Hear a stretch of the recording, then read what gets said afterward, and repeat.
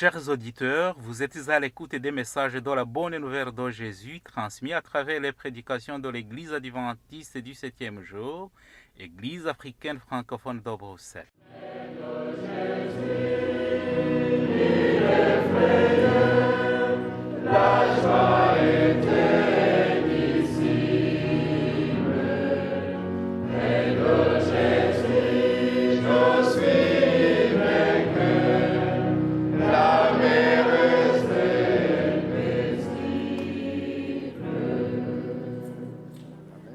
C'est ainsi qu'a commencé la bonne nouvelle de Jésus-Christ, le Fils de Dieu. C'est là ce qui est écrit dans le livre du prophète Ésaïe. J'enverrai mon messager devant toi, il te préparera le chemin. On entend la voix de quelqu'un qui crie dans le désert. Préparez le chemin pour le Seigneur, faites-lui des sentiers droits. Marc chapitre 1, verset 1 à 3. Itangiro ry'ubutumwa bwiza bwa Yesu Kristo, umwana w'Imana. Nk'uko byanditswe n'umuhanuzi Yesaya, ngo nuko ndenda gutuma integuza yanjye mbere yawe, izatunganya inzira yawe. Ijwi ry'urangurira mu butayu, ati nimutunganye inzira z'Uwiteka, mugorore inzira ze. Mariko igice cya mbere, umurongo wa mbere kugeza ku wa 3.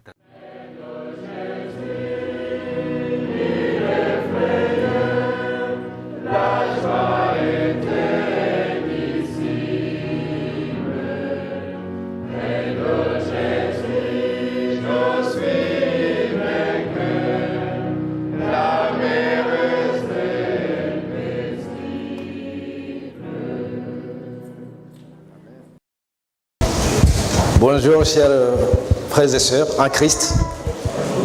Bonjour.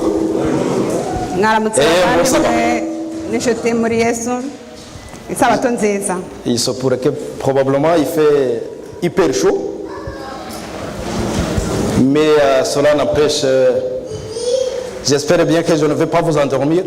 Je vais essayer de jeter un coup d'œil à gauche à droite. Celui que je verrai endormi, je vais lui poser la question.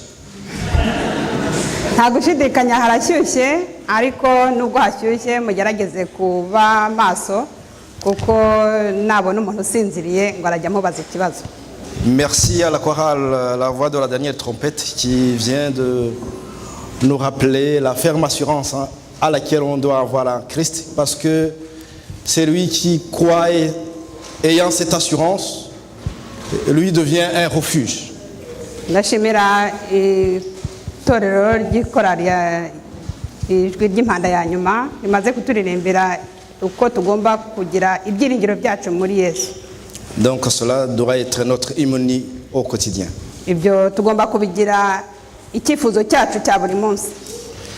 Et merci pour celui qui a planifié que mon interprète soit ma fidèle. Et j'espère bien qu'elle va me compléter là où je vais défaillir.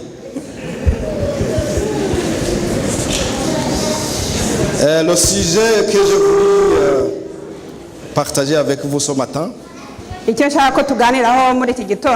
comme titre « Comment se montrer fidèle envers Dieu ».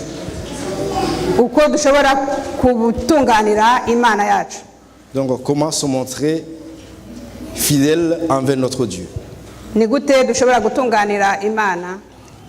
Je vais d'abord voir le temps, il est 25. Pour ne pas vous endormir, je vais essayer d'être bref. Donc la notion de la fidélité, une fois abordée, la plupart d'entre nous pensent, étant bien sûr chrétiens adventistes du 7e jour, on pense, disons, aux offrandes. Iyo bavuze ku byerekeranye no gukiranukira Imana yacu twebwe abadiventiste umunsi wa karindwi dutekereza ku byerekeranye no gutanga amaturo. On pense aux dîmes. Tugatekereza ibyo gutanga icya 10. Et on pense au respect du sabbat. No kubahiriza umunsi w'isabato. Mais en vrai dire, oui, ces trois éléments sont essentiels pour justement être fidèle à Dieu, mais cela ne se limite pas là. Izo ngingo uko ari eshatu nazo ni ngombwa ariko kugira ngo tunganire Imana ntabwo ibyo bihagije. De par la définition, la fidélité veut dire Ça veut dire la qualité de celui qui est constant, conforme à la vérité et à l'exactitude. Donc c'est quelqu'un qui est constant et conforme à la vérité et à l'exactitude. gukiranuka bivuga umuntu ushingiye ku kuri no ku byo yizera. Ça, c'était la définition du dictionnaire. Ibyo ni ibyo yabonye mu gusobanura gukiranuka akoresheje insanganyamagambo inkoranyamagambo. Quant à la définition, je dirais biblique ou spirituelle, ariko nkurikije ubusobanuro bwa Bibiliya niyo mu by'umwuka, être fidèle à Dieu veut dire avoir foi en lui.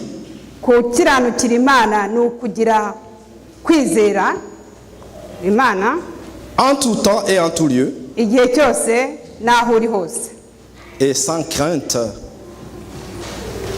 nta n'ubwoba umuntu afite. En plus, je peux encore compléter. Donc, quelqu'un qui est fidèle, il a la confiance. nshobora no kongeraho yuko umuntu ukiranuka aba afite icyizere. Et comment reconnaître quelqu'un qui est fidèle? Se wamenya gute umuntu ukiranuka? Il nous est dit qu'on reconnaît quelqu'un qui est fidèle umuntu ukiranuka bamumenya dans la manière dont il vit mu buryo abamo, sa foi, mu avec buryo persévérance. yizeramo nuko yuko yihangana. Quant à la fidélité qui est dit juste l'opposé de la fidélité, ariko iyo ugiye mu byerekeranye no kwizera, c'est le fait d'abandonner sa vie spirituelle ni uburyo bwo kwihakana ibya mwuka, surtout quand il y a moindre épreuve qui mu gihe nta bigeragezo umuntu arimo, qu'il abandonne ses engagements chrétiens, akava mu mirimo y'Imana cyangwa se mu mirimo y'itorero arimo, soit par l'influence des autres, abikuriye kuba agendana n'abandi bantu soit par la faiblesse personnelle. bakamujyana mu nzira barimo, cyangwa se abikurije ku ntege nke ze. Donc quelqu'un qui a des sentiments changeants et instables. Umuntu utizera ni umuntu ufite ibitekerezo bihindagurika igihe cyose. Mais hélas, il y a justement une parole d'encouragement que Fiacre nous a lu dans l'Apocalypse 22, verset 10. Ariko hari ibyiringiro duhabwa mu gitabo cy'ibyahishuwe igice cya 2 umurongo wa 10. Parce qu'il nous prévient que le diable va même tenter de nous mettre à l'épreuve. Aho batubwira ko na Satani azagerageza buri muntu wese. Mais il nous est prévenu donc bien avant, mais ils nous disent soyez fidèles jusqu'à la mort. Ariko turaburirwa aho batubwira ngo tugume mu gukiranuka kugeza ku gupfa. Parce qu'en fait de compte, il nous est réservé une couronne incorruptible de la vie éternelle. Kuko nyuma y'ibyo byose ukiranutse kugeza ku gupfa azabona n'igihe cyo guhabwa ikamba ryo gukiranuka. La fidélité est devenue rare malheureusement dans nos sociétés. Gukiranuka ni ibintu bisigaye bitaboneka cyane mu gihe turimo no mu bantu tubamo. Mais par le passé, nos ancêtres, la Bible quand même essaie de citer quelques héros de la foi qui sont restés fermes et fidèles jusqu'à leur fin de vie. Ariko Bibiliya itubwira mu bakurambere bacu abantu babaye intwari zo kwizera kugeza ku mperezo z'ubuzima bwabo. On peut citer Moïse. Twavuga nka Mose. On peut citer Noé. Twavuga nka Noa. Et tout consort. Ces gens, ils ont vécu dans des situations très difficiles de leur temps.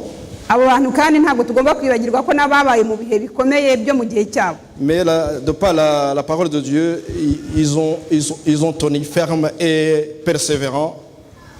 Donc ils sont restés fidèles envers l'Éternel. Ariko ijambo ry'Imana ritubwira ko abantu bagumye mu kwizera kugeza igihe baviriye muri ubuzima.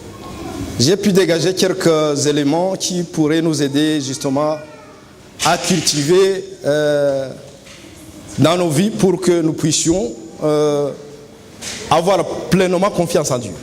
nagerageje gushaka ingingo z'ingenzi zadufasha kugira ngo natwe tube mu kwizera mu buzima bwacu. La première, avoir un cœur disposé. Ingingo ya mbere ni ukugira umutima witeguye, umutima utunganye kugira ngo wemere gukora ibyo ushaka, ibyo Imana ishaka. Le cœur de l'homme est mauvais par nature. Umutima w'umuntu ni mubi muri kamere yacu. Mais la première chose que Dieu exigera de nous, c'est d'avoir un cœur disposé. Ariko icyo Imana idusaba bwa mbere ni ugutunganya imitima yacu kugira ngo ibe yiteguye kwakira ibyo Imana idushakaho. Un cœur humble, umutima wicishije bugufiya, prompt à l'aimer et à l'obéir. Witeguye gukunda Imana no kuyumvira.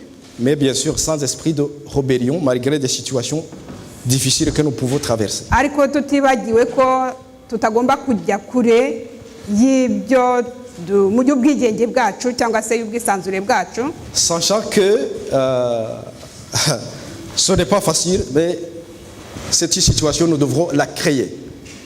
Ntabwo byoroshye kutunganira Imana, ariko ibyo bintu tugomba gushaka uburyo buri wese abigeraho. Il nous est demandé de prier chaque jour pour que Dieu puisse nous façonner justement un cœur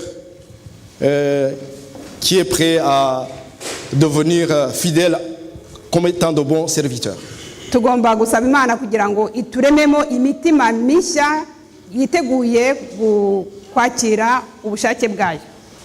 J'ai illustré cela par un proverbe français qui dit que qui veut cherche et trouve. Hari umugani wo mu Gifaransa uvuga ngo ushaka arashakisha kandi akabona icyo yashakishaga. Pour effectivement essayer d'illustrer cela, j'ai pris un exemple d'un étudiant. Aha yafashe urugero rw'umunyeshuri. Donc il nous a dit que rien ne peut devenir tout seul. Aho tuzi neza ko nta kintu gishobora kuza kidafite aho kivuye. Vous savez combien étudier ce n'est pas chose facile. C'est pas chose aisée. Muzi neza ko kwiga atari ikintu cyoroshye. Une fois des études achevées, donc comme moi je considère ça comme un passeport. Le diplôme c'est un passeport. Iyo umuntu arangije kwiga ababonye nk'urwandiko rw'inzira. Une fois tu as le passeport, tu peux postuler à un job. Iyo ubonye urwo rwandiko rw'inzira nibwo rukujyana aho uzajya gusaba akazi. Vous savez combien ce n'est pas aisé de travailler. Ariko kandi no gukora ntago byoroshye. Mais Dieu n'aime pas non plus les paresseux, les fainéants. Ariko Imana ntago ikunda abantu babanebwe. Et dans la suite, une fois que tu travailles, tu travailles pour avoir un projet de la vie. Iyo ugiye mu murimo rero biba bishaka kugira ngo nawe ugire umushinga wo mu buzima bwawe buri imbere. Et ce projet de la vie t'amène au bien-être que tous aspirent d'avoir. Uwo mushinga utuma buri wese agira umuhati wo kugira ngo agire ubuzima bwiza atewe n'ako kazi. Si dans notre vie mondaine on essaie de se démener pour arriver jusque-là, niba mu buzima bwacu bwa buri munsi turwana intambara kugira ngo tugere ku cyo twifuza kugeraho, qu'en est-il du côté spirituel? Surtout que la finalité, le bien-être que nous parlons ici sur terre a une fin, mais comparé à l'éternité qui nous est réservée dans les cieux. Niba twese duharanira kugera ku byo twifuza bituma tubaho neza muri ubu buzima bwo muri iyi si, bimeze gute mu guharanira kuzabona ubuzima bw'iteka budutegereje? Eh bonjour. Je crois que la chaleur commence à se faire sentir. Je vois un peu les yeux qui clignent. Mais soyez toujours attentifs. Mukomeze mwihangane. Oui. Le point numéro 2, c'est accepter de s'engager. Ingingo ya kabiri idubwira ku byerekeranye no kwemera kujya mu murimo, kwemera gukoreshwa. Bientôt, nous allons démarrer les périodes de nomination. mu minsi iri imbere tugiye kujya muri gahunda yo gushyiraho abayobozi n'abakozi bazakorera itorero mu myaka 2 iri imbere. Une fois que le Saint-Esprit va inspirer ce qui constitue le comité de nomination, igihe umwuka wera azaba yamaze kuyobora abantu bazaba bari muri iryo mu nama ndanga, il peut les orienter vers toi ou moi, lui proposant un service. azabayobora kuri wowe cyangwa kuri njyewe kugira ngo baguhitiremo gukora umurimo uyu n'uyu. Ce n'est pas l'individu qui fait faire l'amitié avec toi, c'est que on est nombreux ici. Ntabwo ari umuntu w'inshuti yawe cyangwa se umuntu mufitanye umubano mwiza, hano turi abantu benshi. Une fois que le nom va leur venir à l'esprit, igihe izina ryawe rizaba ritanzwe, essayons de ne pas résister parce que c'est le Saint-Esprit qui veut te confier son œuvre. ntihakagire umuntu uhakana umurimo bamuhamagariye kubera ko ari umwuka wera uba wakoresheje abari mu gutorera. À ce moment-là, évitons de dire je verrai peut-être pour le prochain mandat. Hakaba ubwo wavuga uti mundeke ngewe nzajyaho ubutaha.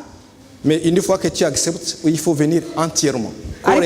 Igihe wemeye gukora umurimo nukuza wese ufite imbaraga zawe zose uko zingana. Dieu nous a donné pas mal de dons et de talents. Imana yaduhaye impano nyinshi zitandukanye. Et quand on entend parler de ce que Dieu nous a donné, on oublie, on voit ce qui nous environne, l'argent, le matériel, mais on oublie la notion du temps. Ariko harimo akenshi bavuze iby'Imana yaduhaye ugatangira gutekereza ku bikoresho cyangwa se ku bintu bifatika twahawe by'amafaranga n'ibindi bintu bifatika n'intoki zacu. Ariko yaduhaye n'igihe. Ici à l'Occident, le facteur temps fait des ravages. Imana yaduhaye n'igihe, ariko icyo gihe tugikoresha nabi. Peut-être même ce dont j'ai dit, il somnole un peu, mais c'est la fatigue endurée durant la semaine parce que des fois, on ne sait pas vraiment gérer notre temps. Nkuko yenda natanga urugero nk'abantu bashobora kuba basinzirizwa n'umunaniro batewe no kuba barakoresheje igihe cyabo nabi mu minsi yashize. Donc essayons de voir un peu sur ce coin qui est là où s'accroche parce que le temps est tellement important pour celui qui s'engage au service de Dieu. Umuntu rero wiyemeje cyangwa se wemerewe gukorera itorero agomba kureba uburyo akoresha neza igihe yahawe kuko n'igihe ni impano. Il m'arrive de voir d'avoir assisté au rangement de l'église, mais on entend parler des diacres quand on est dans les commissions de nomination et la musculation, dire il faut faire peut-être 10 femmes, 10 hommes, mais face à l'action concrète, et on voit les mêmes personnes, peut-être 4, 5. Les autres, où sont-ils? Il faut juste, une fois engagé, il faut venir entièrement, corps et âme. Hari ubwo batora nk'abadiakoni icyo gihe umurimo wabo ugaragarira mu gihe hagomba gutunganywa intebe hano mu rusengero, ugasanga abantu batowe bose haba abakobwa 10, abasore 10 cyangwa se abadamu 10 n'abagabo 10 mu gihe cyo gutunganya urusengero ari rwo ruri imwe mu nshingano z'abadiakoni, ugasanga hari nk'abantu 4. Niba muhawe umurimo rero mujye mugerageza kujyamo mufite imbaraga zanyu zose uko zingana zose. En troisième lieu, justement, cœur disposé, on a accepté l'engagement. Maintenant, il faut suivre des instructions. Ingingo ya gatatu isaba gukurikiza amabwiriza. Comme je vous dis, c'est comme un chantier que je suis en train d'énumérer et voir des étapes, comment justement pour arriver à la finalité de comment être fidèle envers Dieu. Mu buryo bwo kugira ngo umuntu mbese turebe uburyo twakiranukira Imana, tugeze ku ngingo ya gatatu ivuga gukurikiza amabwiriza. Mais comme on sait très bien que La parole de Dieu est vérité. ijambo ry'imana ni ukuri. Toutes les instructions qui nous sont données en la matière sont véridiques et doivent être suivies à la lettre et sans compromis.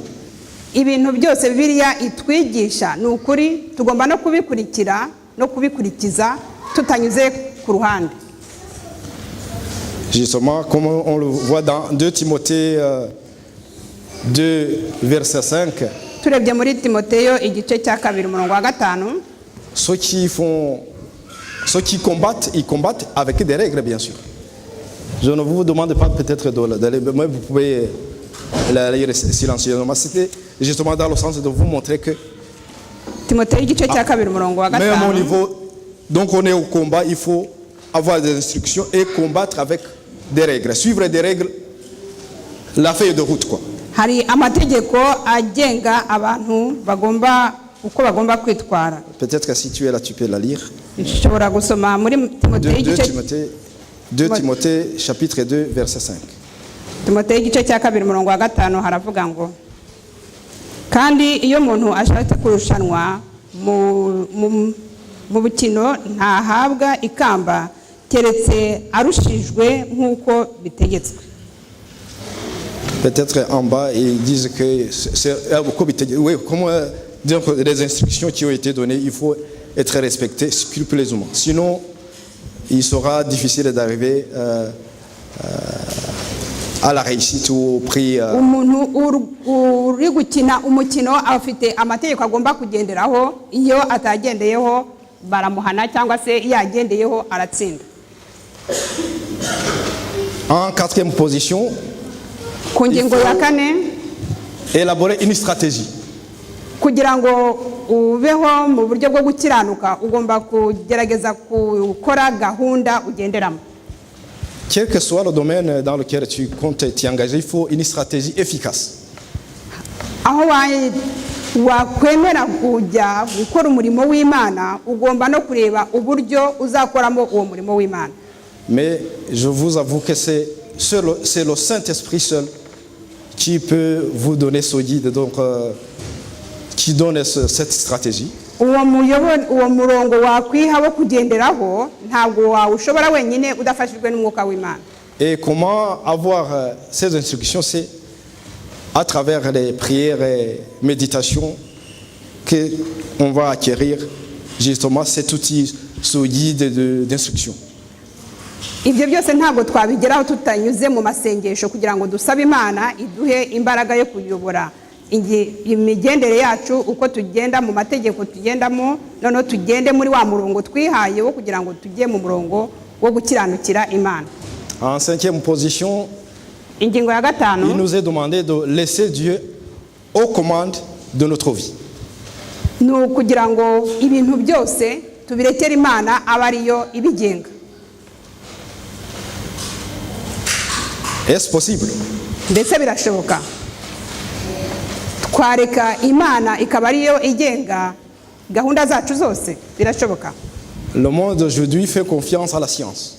Ariko isi ya none yita cyane cyane ku byerekeranye n'ubumenyi buhambaye. Donc on se tarde surtout à contempler la technologie de la science humaine. Abantu benshi ugasanga bitabaza ibintu bya tekinike. Mais la parole de Dieu nous dit il faut contempler l'entourage et la nature, voir ce qui surpasse notre entendement de ce que Dieu a fait. Ariko ijambo ry'Imana ritubwira ko kugira ngo tumenye ubwiza bw'Imana tugomba kuburebera mu byo yakoze bidukikije. En 6e position, Ingingo ya 6, il nous est demandé, une fois tout élaboré, de savoir attendre. Ibyo byose tumaze kubikora tugomba no kumenya gutegereza. Donc l'attente et la patience constituent une preuve de la fidélité. Gutegereza no kwihangana nabyo ni ingingo zigize ukwizera. Donc être patient et savoir attendre c'est une preuve de la fidélité.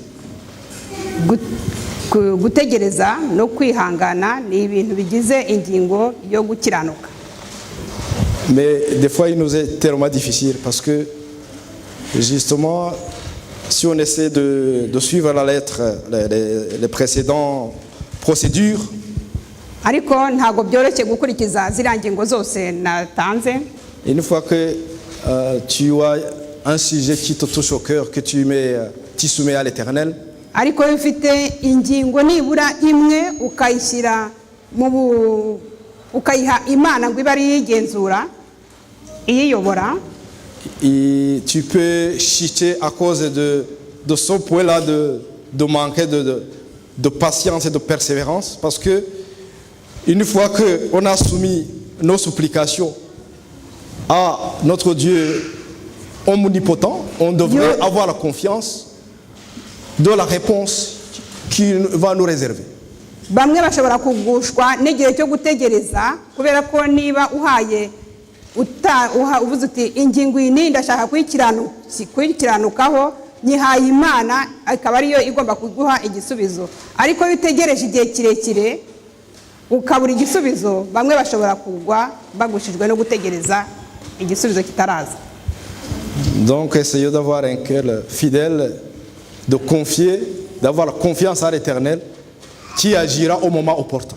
Tugomba kugira kwizera Imana yacu kuko ariyo izagisubiza igihe nikigera. En septième position, il faut avoir une discipline personnelle. Ingingo ya karindwi bisaba kugira ngo umuntu wese agire kwikontorora niko. Donc cela suppose donc adopter un système de prioriser certaines choses dans la vie courante. Bisaba kugira ngo buri wese agerageze kwigenga no kugenga umubiri we nuko akora ndetse no kwiha gahunda. Donc un cœur fidèle adopte un comportement adéquat. Umutima rero wo kwizera no gukiranuka ugira gahunda itunganye. Donc il faut savoir aussi se remettre en question. Ukamenya ndetse no kwisubira muri wowe kwibaza uti mbese ibi nibyo. Et agir par la repentance. Ugajya mbese unasaba n'imbabazi. Pour justement réajuster si nécessaire ce qui est primordial. Kugira ngo utunganye ibintu ugomba gutunganya. Bref, il nous faut de la fermeté. Tugomba no kugira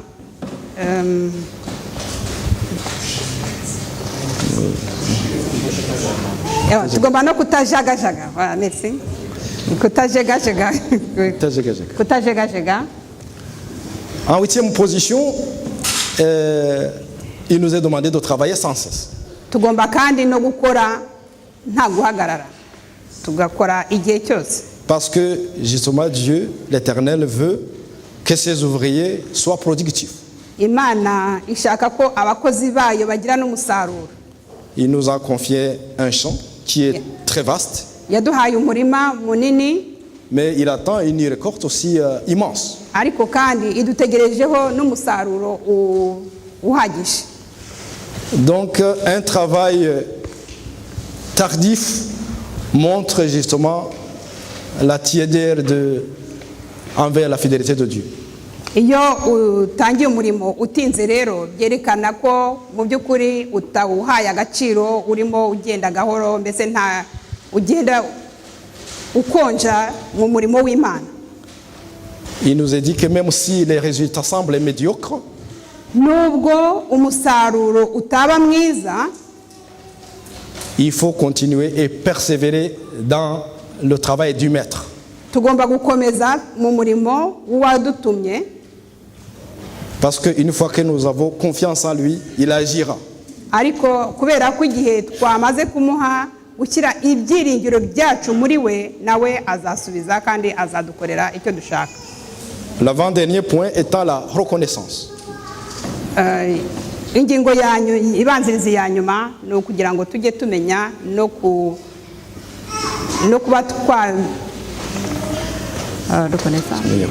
twibuka gushimira iby'Imana yadukoreye. Donc se souvenir d'où on a été tiré tukamenya aho Imana yadukuye et se réjouir notre destinée qui est l'éternité. tugashimishwa kandi naho iri kutujyana. Donc il faut apprendre à remercier Dieu, Tugomba kubaho tuba abantu bashima mais aussi faire preuve de gratitude envers les gens kandi tukaba qui nous n'abantu aident à avancer dans la foi. tukaba n'abantu bashimira n'abandi bagiye badufasha kugenda mu nzira turimo tugendamo.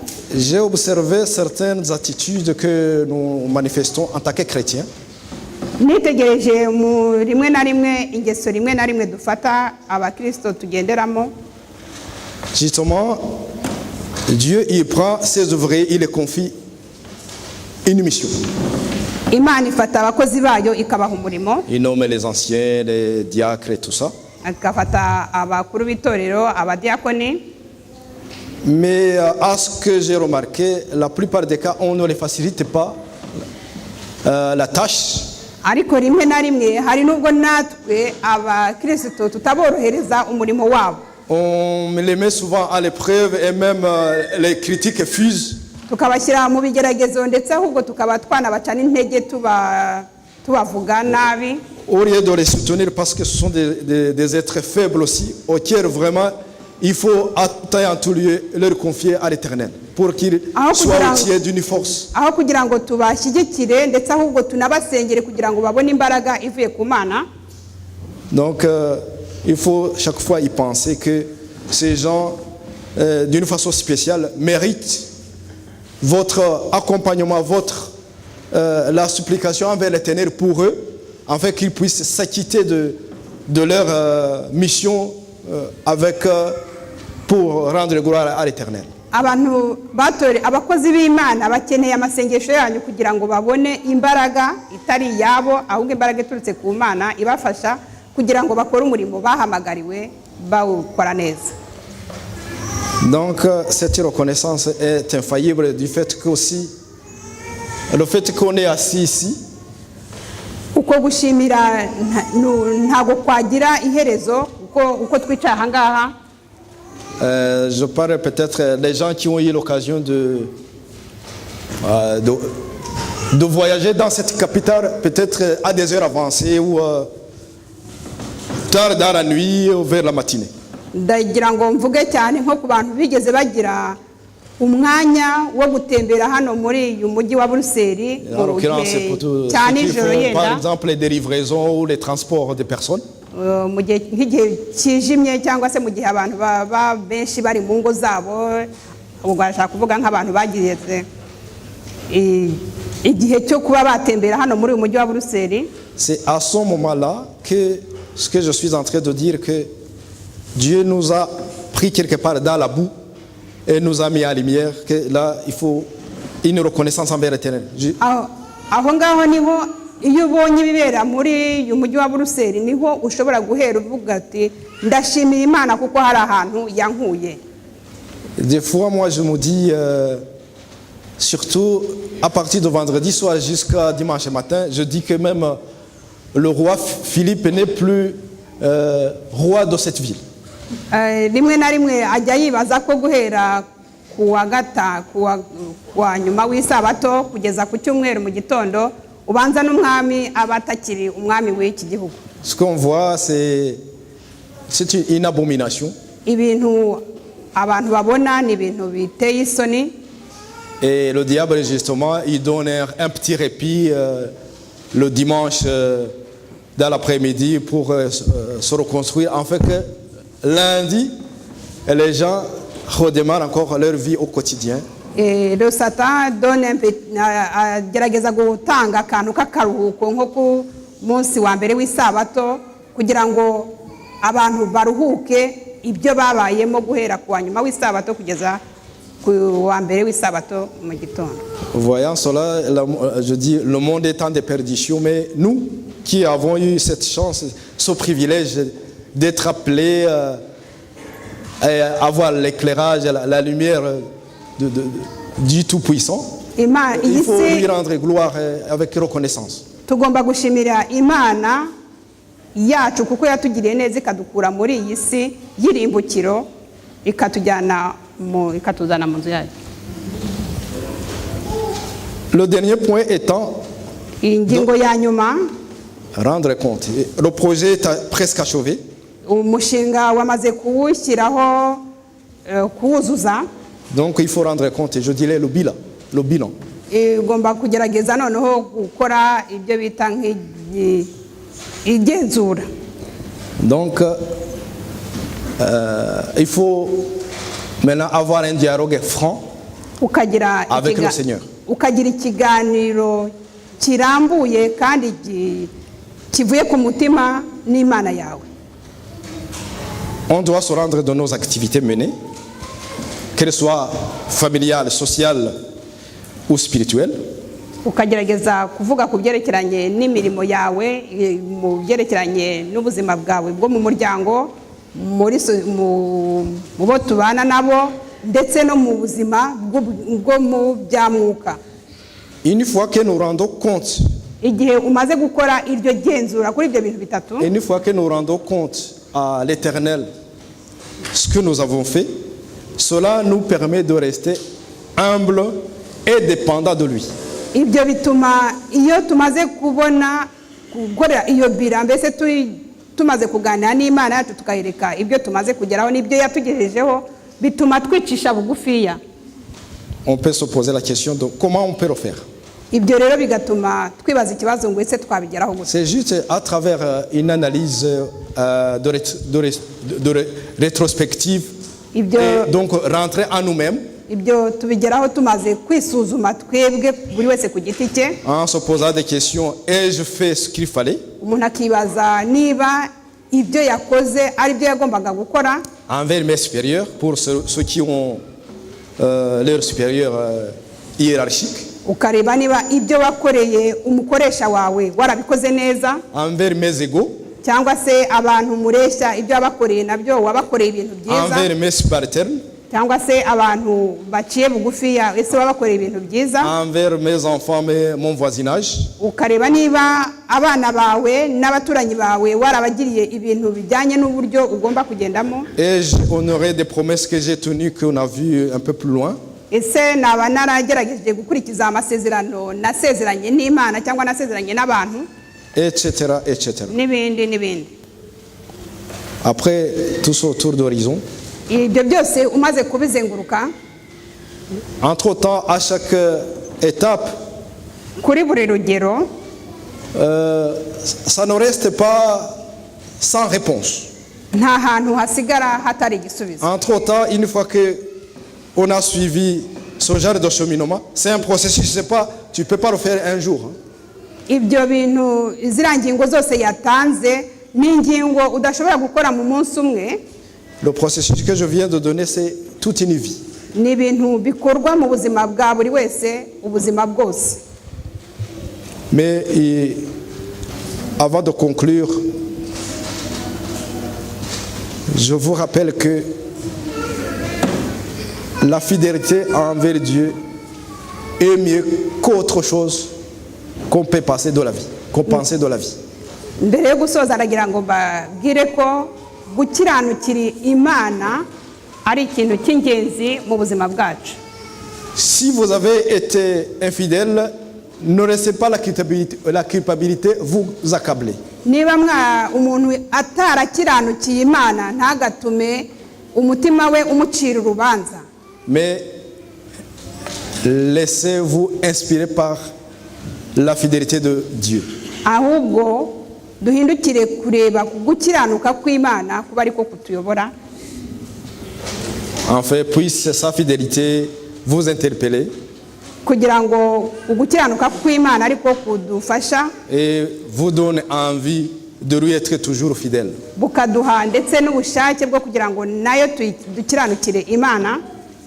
Comme on a commencé par l'Apocalypse 2, verset 10. Isomo twatangiriyeho ryo mu byahishuwe igice cya 2 umurongo wa 10. Il nous donne la ferme assurance de ne pas avoir peur ni crainte. Biduha ibyiringiro byo kutagira ubwoba ndetse no kudatinya. parce que le chef suprême est aux commandes. kubera ko byose biyobowe n'umutware wo mu ijuru, Et que quoi qu'il arrivera, nous vaincrons par son aide. uko byagenda kose tuzatsinda kubwe. Cela n'exclut pas que nous aurons des soucis. Ibyo ntabwo bivuga ko tutazahura n'ingorane, Parce que justement, le diable, une fois qu'il a vu que quiconque a pris ce genre de stratégie d'être fidèle envers l'Éternel, igihe buri wese azaba yafashe icyemezo cyo kuba gukiranukira Imana, Satani nawe ntabwo azatuza. le diable va essayer de glisser aussi ses notes de fidélité envers lui. Satani nawe azagerageza kugira ngo aguhindure mu kwizera kwawe, ahubwo akujyane ku kwizera inzira ze. Il va t'attaquer de toute manière. Azagerageza kukugenderera mu buryo bunyuranye. Il peut te donner du travail. Azaguha yewe akazi, Le travail où les 24 heures ne te seront pas suffisants pour t'acquitter de tes tâches. ako kazi kakaguhuza mu masaha 24 ndetse ntunakarangize. Alors, comme on a vu, essayons de prendre le temps avec une analyse de rétrospective, de voir d'où on est venu et surtout savoir d'où on est avec des outils nécessaires qu'on vient de voir, savoir les utiliser, à tout prix nous vaincre. Ni ukugerageza kugenda mu nzira Imana ishaka ko tugendamo, dushimira ibyo yadukoreye, dushima aho yadukuye, kandi dushimira n'imbaraga iduha kugira ngo tugende uko ishaka. Tel est mon souhait pour vous et pour moi ce matin, dans le nom précieux de Jésus. Icyo nicyo cyifuzo mbifurije kuri mwebwe no kuri njyewe mu izina rya Yesu, amen.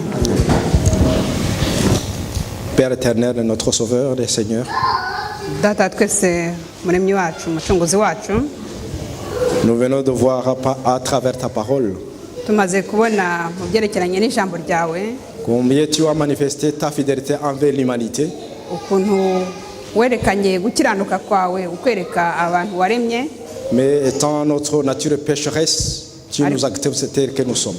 ariko kubera ko twebwe turi abanyabyaha utwemera uko turi. Mais par de petits pas comme des enfants qui apprennent à marcher, Dutera udutambwe dutoya nk'abana biga kugenda, tu nous acceptes et tu nous promets la victoire. uratwemera kandi ukaba utwemerera no kuzatsinda. Notre infidélité prime à notre infidélité prime à la fidélité dont tu voulais pour nous. Gukiranuka kwacu kugendana no gukiranuka kwawe, Mais tu nous promets que une fois que nous viendrons à tes pieds, ariko utwizeza ko igihe cyose tuzaza iwawe, tu nous aideras et tu nous donneras la feuille de route qui est ta parole. uzadufasha kandi uduhe inzira yo kugenderamo, ari ryo jambo ryawe, Elle est gratuite et libre de choix. kandi iyo nzira ni y'ubuntu kandi no guhitamo ni ukwacu. Cher tendre Père, aide-nous à opérer un bon choix Data twese duhitiremo, dufashe guhitamo inzira nziza afin que nous puissions hériter l'éternité dont tu nous as réservé. kugira ngo tuzabone kuragwa ijuru wadusezeranije. Nous venons de passer un moment ensemble, mais nous te confions aussi des malades qui n'ont pas su se joindre à nous. Igihe tumaze ahangaha Nyagasani wabanye natwe, ariko tuguhaye n'abarwayi batashoboye kugera ahangaha, Nous te les confions afin que tu puisses les toucher par ta main guérissante. kugira ngo bakoresheho ukuboko kwawe gukiza. Aussi, de par le monde, les gens souffrent d'une façon ou d'une autre. Hariho abantu benshi bababazwa mu buryo bunyuranye, Il y en a qui sont dans l'ignorance, harimo abantu bababazwa no kutakumenya, et il y en a ceux qui sont éprouvés. n'abantu bagize ibibazo binyuranye. Fais que, cher tendre Père, au moment opportun, tu puisses toucher leur cœur, Turakwinginze kugira ngo umwuka wawe wera bakoreho, afin que le jour où tu viendras, tu pourras trouver tout le monde prêts à te rencontrer pour l'éternité. kugira ngo igihe uzagaruka uzasange nyagasani abantu bose biteguye kujyana nawe. Tout cela au nom et par le mérite de Jésus que nous te Ibyo l'avons. byose mu izina ry'umwana wawe Yesu Kristo, amen.